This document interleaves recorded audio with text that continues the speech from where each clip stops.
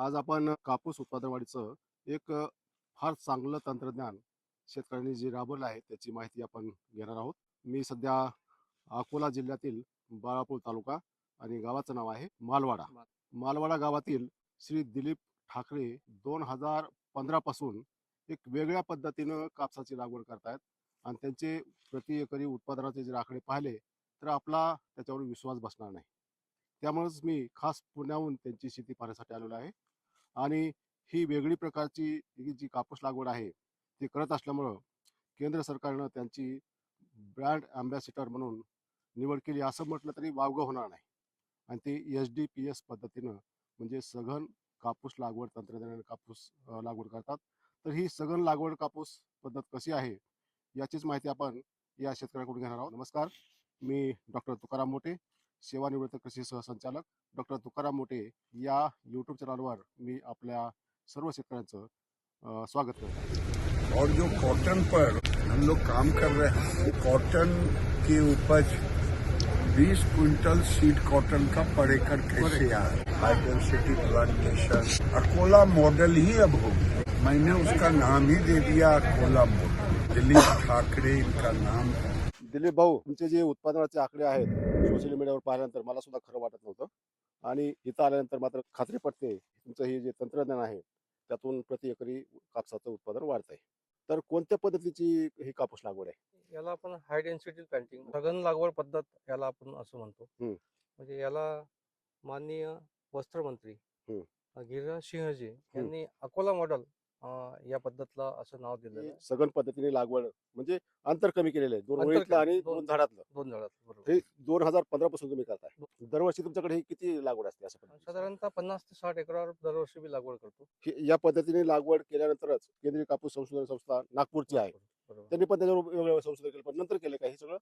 नाही, आता जवळपास आधीपासून चालूच आहे. चालूच आहे त्यांचं. चालूच आहे. त्यांनी पण याच्यामध्ये बरंच संशोधन केलेलं आहे आता, बरंच. की तुम्हाला साधारणतः एकरी किती उत्पादन येतं कापसाचं?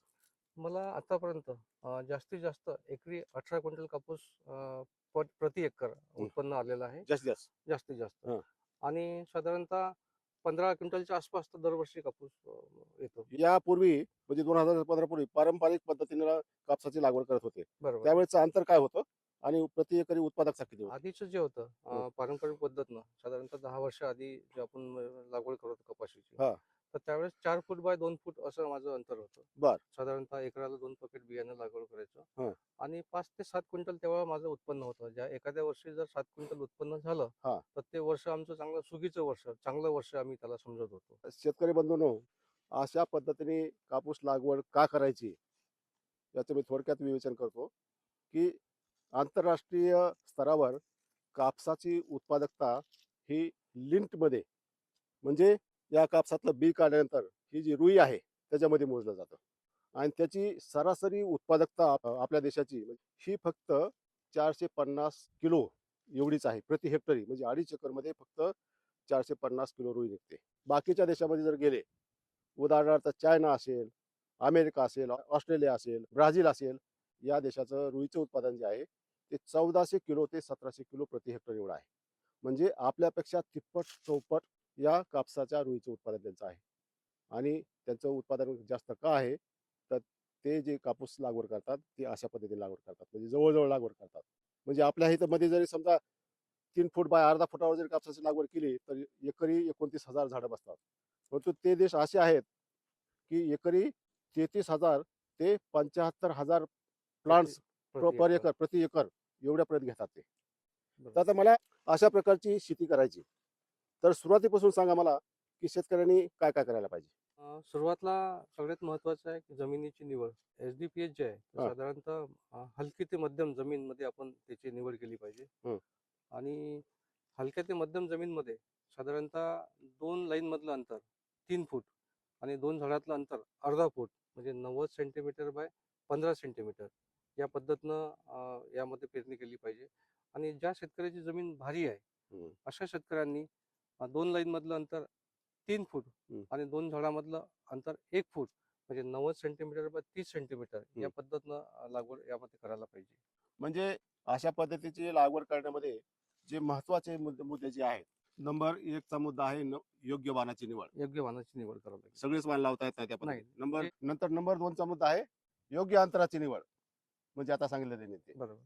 आणि तिसरा मुद्दा महत्वाचा आहे त्याचा कॅनॉपी मॅनेजमेंट, म्हणजे याची वाढ थांबा. कंट्रोलमध्ये ठेवणे. Canopy management. आणि आपल्याकडे प्रति एकरी झाडाची संख्या कमी असल्यामुळे कापसाच्या आपलं उत्पादन कमी येतं. त्यामुळे म्हणतात की तुम्ही झाडाची संख्या वाढवा, त्याशिवाय तुमचं उत्पादन वाढणार नाही. बरोबर वाढणार. आहे. बरोबर. केंद्रीय कापूस संशोधन संस्था जी आहे ते म्हणते की तुमची हलकी जमीन असेल जिथं की आपण कापूस लावू शकत नाही किंवा विद्यापीठ त्याला परमिशन देत नाही, बरोबर. तिथं जर 3 बाय अर्धा फुटावर लावलं तर तिथं बसतात 29,000 झाडं. 29,000. 3 बाय 1 फुटावर लावलं तर बसतात 14,114. बरोबर. 3 बाय पाऊण फुटावर लावलं तर बरोबर. त्याच्यामध्ये सुद्धा 20,000 झाड बसतात. झाडं बसतात एकरी प्रति एकर. 3 बाय 2 वर फक्त एकरी 7,000 झाडं बसतात. 7,000. बरोबर. म्हणजे या पद्धतीत 3 बाय 2 पेक्षा तिप्पट चौपट झाडं बसतात. झाडं बसतात. बरोबर आहे. बरोबर आहे. हम्म, हम्म. आणि त्यामुळं तुमचं उत्पादकता वाढते. वाढ. सगळ्या जाती चालतात घ्यायला. नाही बीटी यामध्ये- कापूसच लावतात तुम्ही. हा हे BG2 आपण इथं लागवड केलेली आहे. हायब्रिड आहेत. हायब्रिड. हम्म. त्यामध्ये शक्यतो अशा झाडाची निवड करायची की हम्म. साधारणतः जे 140 ते 50 दिवसामध्ये जे वाण परिपक्व होऊन कापूस निघतो असे वाणाची निवड करायची. हम्म. आणि शक्यतो बुटके म्हणजे अतिरिक्त खूप जास्त फांद्या न लांबणारे अशा झाडाची यामध्ये निवड करायची. किंवा काही व्हेरायटीज अशा आहेत की त्या सरळ वाढतात, हम्म. खूप जास्त फांद्या करत नाहीत. हम्म. अशाची यामध्ये एक वाणाची एक निवड करणं एक महत्वाचं आहे. आणि जी पारंपरिक पद्धतीचा जो कापूस आहे त्यामध्ये किती दिवसाचे असतात ते वाण? साधारणतः 170-80 दिवसाचे वाहन होतात. काही काही त्याच्यापेक्षा लेट होतात 15-20 दिवस. हा. यामध्ये एक होते हम्म. की झाडाची संख्या वाढल्यामुळे हा. हा कापूस लवकर निघून येतो. लवकर मॅच्युअर होतो. बरोबर. फोर्स मॅच्युरिटी हो. जवळजवळ लावल्या. जवळजवळ लावल्यामुळे. तुम्ही मला सांगितलं की तुम्ही बीटी हायब्रिड कापूसच लावताय तुम्ही, बरोबर. परंतु या पद्धतीला तुम्ही जे त्याचे गुण सांगितले त्या व्हरायटीचे, बरोबर. तर त्या पद्धतीचे मार्केटमध्ये वाण आहेत का? हो आहेत ना. हा. बरेचसे आता CICR ज्याला आपण म्हणतो नागपूर. नागपूर. हं. त्यांनी बऱ्याचशा व्हेरायटीचं यामध्ये अलग अलग कंपन्याचे जे रिकमेंडेशन केलेले आहेत बियाण्याचं, हा. त्या पद्धतीनं जर आपण त्या व्हेरायटी जर आपण यामध्ये घेतल्या तर एक निश्चितच चांगलं होईल. नाही, त्यांनी आता जी विद्यापीठाने किंवा केंद्रीय कापूस संशोधन संस्था यांनी जी रिलीज केलेले आहेत, बरोबर. प्रसारित केलेले आहेत, विशेषतः त्यांचे देशी वाण आहेत ते, बरोबर. तर ते लागवडीची त्यांनी शिफारस केलेली आहे. परंतु बरोबर. प्रायव्हेट कंपन्या सुद्धा यात उतरलेल्या आहेत. हो. ह्या अशा प्रायव्हेट कंपन्याची वाण आहेत का काही? प्रायव्हेट कंपन्याचे पण आहेत वाहन. हा. यामध्ये जर कंपनीचा विषय जर सांगायचं झालं हा. तर राशी कंपनीचं RCH 929 हे एक वाहन यामध्ये एक चांगल्या पद्धतीने येते. हा. नंतर राशी कंपनीचं स्विफ्ट म्हणजे हा. आपण ज्या प्लॉट मध्ये आज उभं आहे हे हे स्विफ्टचं आहे. राशीचं स्विफ्ट नावाचं एक वाहन वाहन हा. आहे. 971 नंबरचं एक हा. हे वाहन आहे. हा. आणि कंपनी वाईज वेगवेगळे आहेत. प्लॅटिनम वेदा सीडचं प्लॅटिनम वेदा आहे. सीडचं प्लॅटिनम. हो. बरं. आणि अजित सीडचं हं. ACH5 नावाचं एक वाहन आहे. ते पण आमच्या भागामध्ये बरेचसे शेतकरी त्याची लागवड करतात.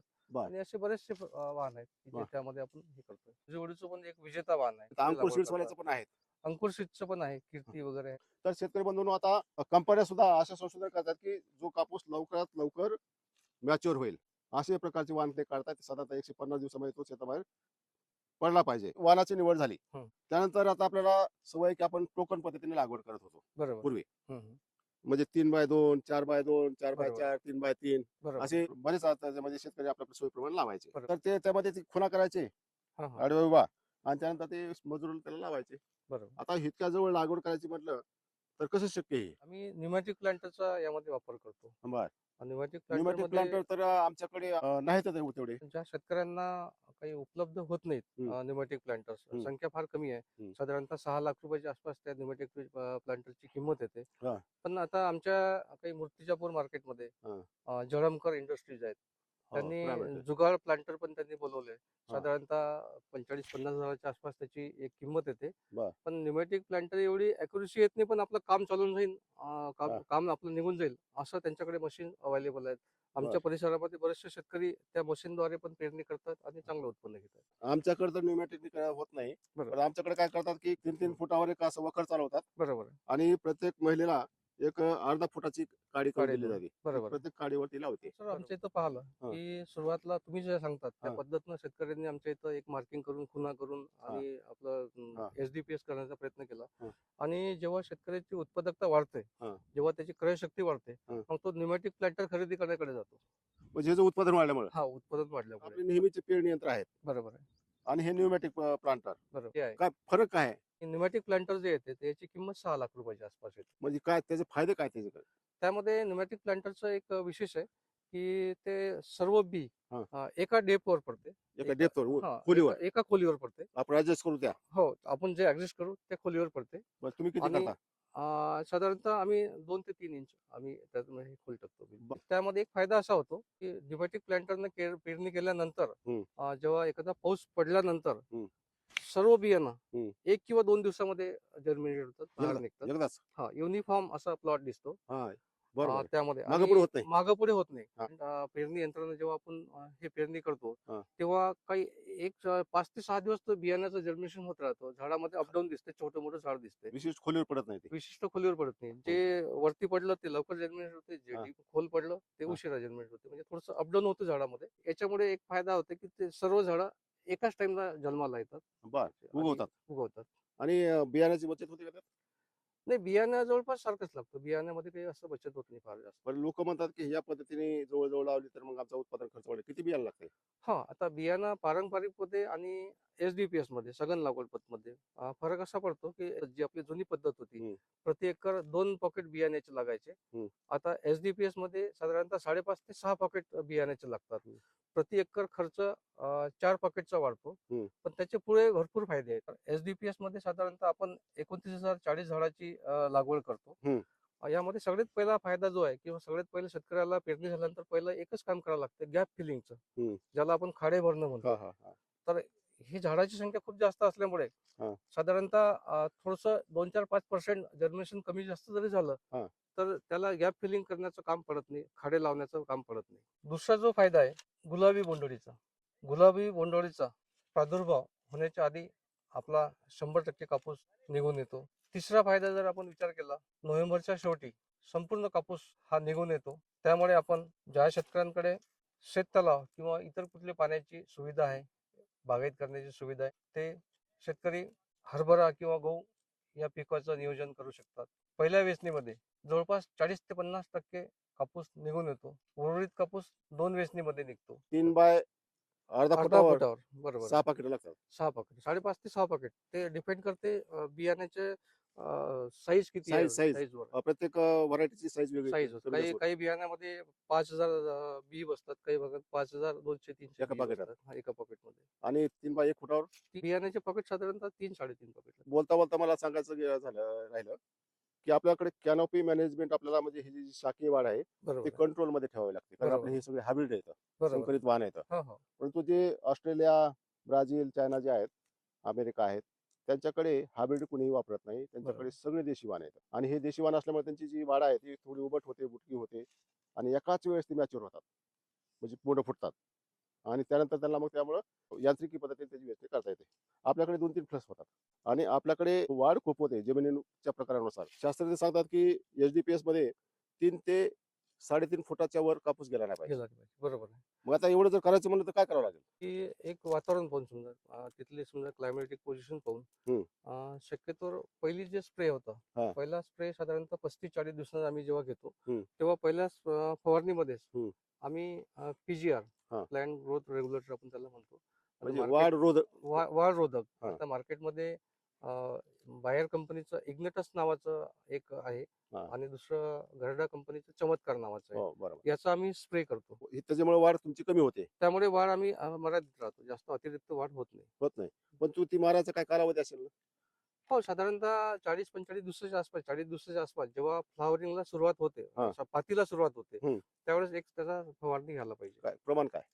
प्रमाण इग्नेटस जर घ्यायचं आहे तर प्रति एकर साधारणतः 80 ml आपण ते घेतो प्रति एकर. प्रति एकर. हा. आणि चमत्कार 200 ते 250 ml प्रति एकर आम्ही घेतो.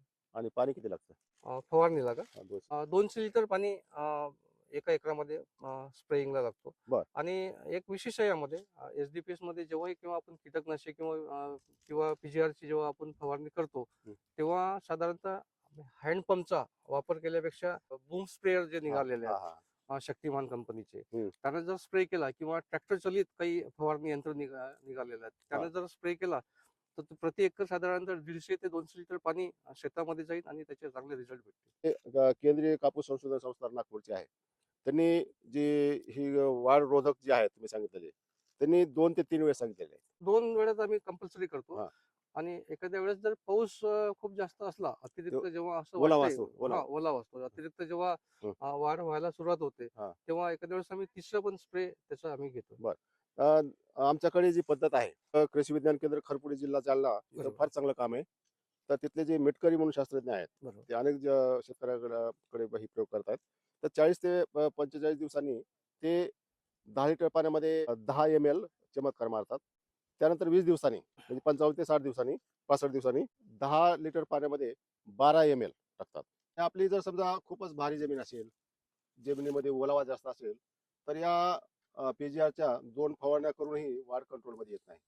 अशा वेळेस तुम्हाला तिसरी फवारणी करावी लागते साधारणतः 90 ते 100 दिवसांनी लागवडीनंतर.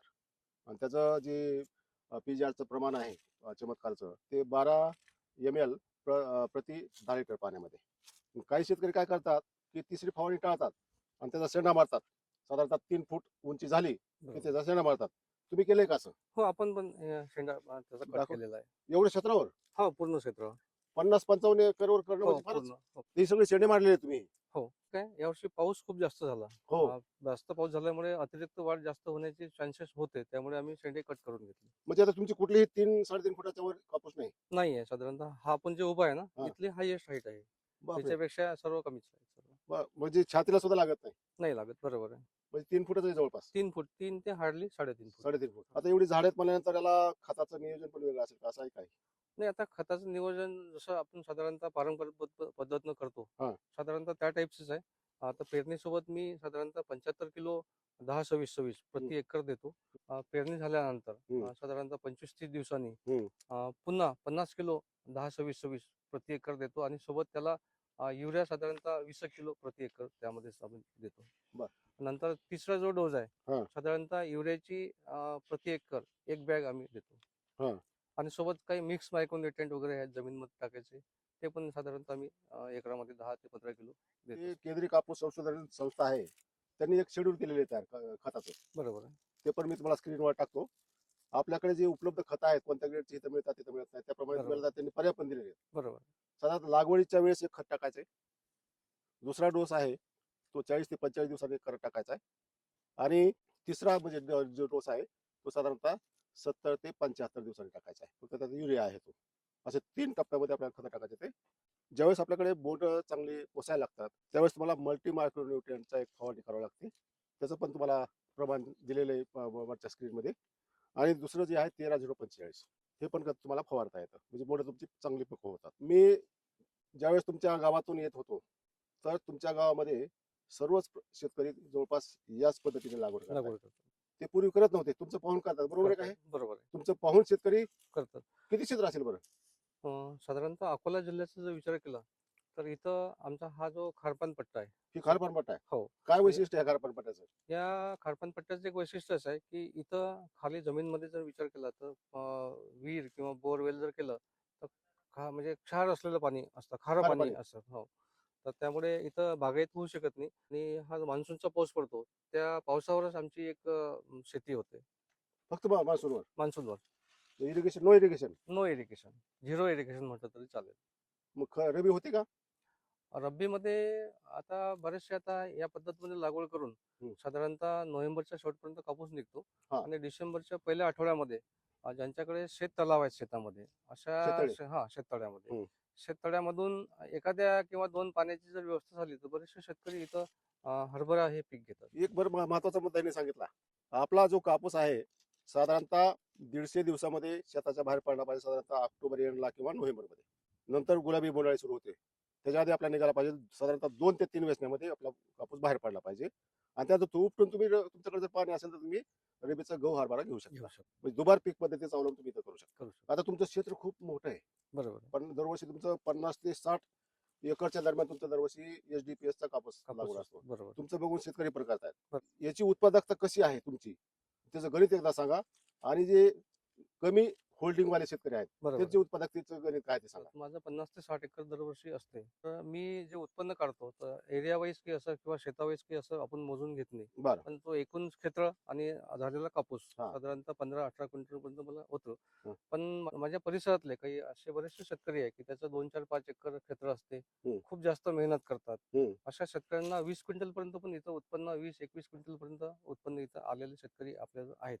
वा. पण आता ते गणित जर आपण सांगायचं झालं तर आपण 29,040 झाडं हा. प्रति एकरामध्ये आपण लागवड करतो. हा. त्यामध्ये काही जर्मिनेशन कमी झालं हा. किंवा इतर कारणामध्ये किंवा अंतर्गत मशागत करताना काही झाडाची संख्या कमी होते. हा. तर आपण 25,000 झाडं आता माझ्या शेतामध्ये प्रति एकर सध्या आज आहेत. बर. तर 25,000 झाडाचं आपण गणित जर आपण पाहिलं हं. तर एकरामध्ये साधारणतः 25,000 झाडं आहेत. हं. प्रत्येक एका झाडाचं आपण कॅल्क्युलेशन करूया. एका झाडाला आपण 15 बोंड अपेक्षित धरतो. बर. 15 बोंड. हा. आणि नॅचरल आहे 15 बोंड तर सहज कुठल्याही झाडाला आपल्याला लागतात. बर. तर प्रत्येक बोंडाचं वजन हे 4 ते 6 ग्राम येते. हं. सुरुवातीला जे हं. बोंडाचं वजन असते हा. पहिल्या वेचणीमध्ये तर साधारणतः 6 ग्राम पर्यंत येते आणि सगळ्यात शेवटी जे निघते ते 4 ग्राम पर्यंत. बर. आपण कमीत कमी 4च ग्राम त्याचं उत्पन्न आपण ऍव्हरेज त्याचं वजन पकडूया. हा.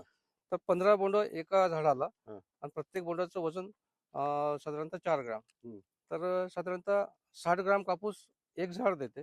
बर. 60 ग्राम कापूस गुन्ह्याला 25,000 झाडं जर आपण असं गुणाकार केला हं. तर आपल्याला एकरी 15 क्विंटल उत्पन्न मिळते हं.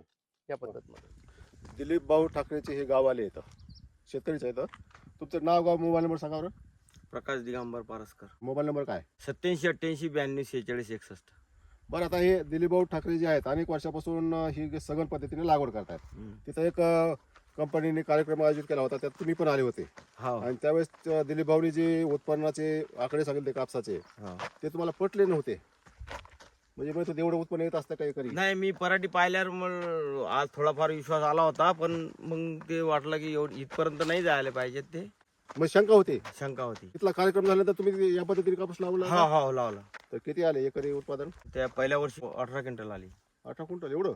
न्यू व्हेरायटी आली होती, नवीनच आली होती. शेतकरी बंधूंनो, मी फक्त खात्री करण्यासाठी दिलीप भाऊचे आकडे खात्री करण्यासाठी यांचा थोडा इंटरव्ह्यू घेतला. परंतु या गावातच नव्हे तर या सर्व परिसरामध्ये तालुक्यामध्ये आता ही जी तंत्रज्ञान आहे त्याचा मोठ्या प्रमाणात प्रसार झालेला आहे आणि प्रत्येक शेतकरी आता 3 बाय अर्धा फुटावर कापसाची लागवड करत आहेत. तुम्ही कुठल्या शेताला व्हिजिट करा आणि त्यामुळे त्यांचं उत्पादन वाढलेलं आहे आणि छोटे छोटे शेतकरी एवढी चांगल्या पद्धतीने कापूस घेतात की दिलीप भाऊपेक्षा कितीतरी जास्त उत्पादन ते त्यांच्या कापसाचं घेतात. पहिल्या वर्षी पहिलंच वर्ष मला समजा 18 क्विंटल पर्यंत कापाशी झडती लागली एकरी. एकरी. हम्म. त्याच्यानंतर नंतर जवळजवळ 30-40 एकर पराठी तेच पेरत राहिलो, म्हणजे हे बाकीच्या व्हरायटी राशीच्या पेरत राहिलो. या पद्धतीने याच पद्धतीने हाय डेन्सिटीची. हा हा 3 फूट बाय 5 इंच 6 इंच पर्यंत. बर. हा. तर यावर्षी मी असं नवीन नियोजन केलं की बा आपण पराठी बी घ्यायचा आणि हरभरा बी घ्यायचा. हा. त्या उद्देशानं मग मी आता 13 क्विंटल माझी या वर्षीची झडती लागली कपाशीची. हा. आणि आता हरभरा माझा समजा 8-9 क्विंटलच्या वरच जावं त्यानं. मग तुम्ही 2 वेचण्या केल्यानंतर कपाशीची काढून टाकली हो, पहिल्या वेचणीलेच 10 क्विंटल कापूस काढला एकऱ्याला आणि दुसऱ्याला 3 क्विंटल. आणि शेताच्या बाहेर कधी काढा कापूस? आणि ग्रामोक्झोन मारून मग नंतर मी ते 3 क्विंटल काढलं. आपल्या नोव्हेंबरच्या 26 तारखेला मी कपाशी खाली केली. नंतर 12 तारखेला मी हरभरा पेरला, 12 डिसेंबरला. मग आता तुम्ही दोन्ही कापसाचं गणित 13 क्विंटलचे किती पैसे झाले आणि 8 क्विंटलचे किती झाले माडावर गणित? 13 क्विंटलचे झाले मी 75 कापूस विकला. होऊ द्या ना. हा हा. किती तर झाले? 90,000 रुपये त्याचे झाले. हा. आणि हे 5,000 जर भाव धरला तर नंपाची 45-50,000 हे पीक होते. असं 1,40,000पर्यंत 100% जायला पाहिजे. जवळजवळ लागवड म्हणलं की खूप बियाणं जास्त लागते, पाकिट जास्त लागतात. मग शेतकरी मग म्हणतात की लय खर्च वाढतो. मग ह्या खर्च कमी करण्यासाठी शासनाची काय मदत आहे का? या पद्धतीमध्ये साधारणतः केंद्रीय टेक्स्टाईल मंत्रालय आणि केंद्रीय कृषी मंत्रालय हम्म. यांच्या माध्यमातून आणि मी स्वतः त्या गोष्टीचा पाठपुरावा करून या पद्धतीनं लागवड करणाऱ्या शेतकऱ्यांना हम्म. प्रति हेक्टर हम्म. 16,000 रुपये आणि 2 हेक्टरची एक मर्यादा आहे. जास्तीत जास्त जास्तीत जास्त 2 हेक्टर असं एक अर्थसहाय्य यामध्ये एक सबसिडी शेतकऱ्यांना भेटतो. आणि ह्या सबसिडीचा जर लाभ घ्यायचा झाला तर आपल्या जिल्ह्यातलं जे KVK आहे, कृषी विज्ञान केंद्र, यांच्यासोबत संपर्क करून येणाऱ्या हंगामामध्ये या पद्धतीचा अवलंब करावा आणि त्या नोंदणी सबसिडीचा करावी लाभ नोंदणी करायचं त्यांच्याजवळ. बर. आणि आपले रितसर जे आपण बियाणे विकत घेतलेले आहेत त्याच्या पावत्या किंवा आपलं 7/12 आधार कार्ड, बँकचं डिटेल्स बर. हे KVK कडे देऊन या पद्धतीचा अवलंब करावा आणि त्याला अकोला पॅटर्नला तुम्ही जन्म दिला. आमचे कापसाचे HDPS कापसाचे अँबॅसिडर आहेत. हे जे केंद्र सरकार म्हणतंय तर ते काय खोटं नाही. तुमचं हे कार्य बघून केंद्र सरकारने अनेक कमिट्यावर तुमची नियुक्ती पण केलेली, तुमचा सल्ला पण घेतात आणि खरंच तुमच्या परिसरामध्ये या पद्धतीचं कापूस लावून शेतकऱ्याचं उत्पादन वाढीसाठी तुमचं जे कार्य आहे ते अत्यंत उल्लेखनीय असं आहे. त्याबद्दल तुमचं अभिनंदन आणि